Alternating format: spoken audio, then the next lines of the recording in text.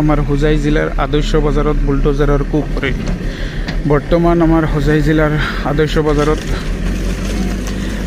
যিবোৰ গড়দুৱাৰ আছিল গৰু বজাৰৰ ওচৰত, সেই গড়দুৱাৰ কিন্তু ভাঙি নিশেষ কৰি দিয়া হৈছে। প্ৰশাসন বিভাগ লগত উপস্থিত থাকি পেলাই যিসকল অস্থায়ীভাৱে যিসকল বেদখলকাৰীৰ গড়দুৱাৰ আছিল সম্পূৰ্ণৰূপে বেদখল মুক্ত কৰি দি আছে ঠাইডোখৰ।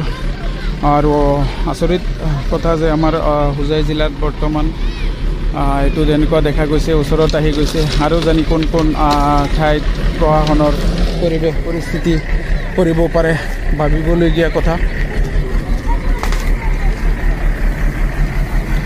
চিন্তনীয় বিষয় হৈ পৰিছে, যিহেতু আমাৰ ইয়াত আৰু কেইবাখনো ঠাইৰ কথা শুনিছোঁ বা জনা গৈছে।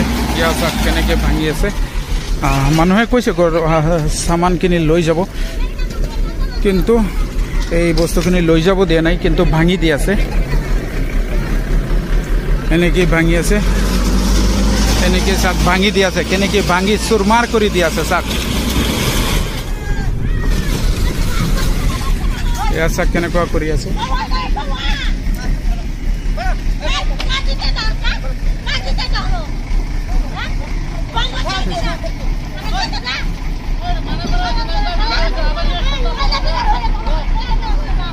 এয়া চাওক মানুহৰ পৰিস্থিতি, পৰিৱেশ খুব দেখা গৈছে, এনেকুৱা বিক্ষোভ দেখা গৈছে। কাৰণ বস্তুখিনি শেষ কৰি দি আছে, তথাপিও কিন্তু ভাঙি চুৰমাৰ কৰি আছে চাওক।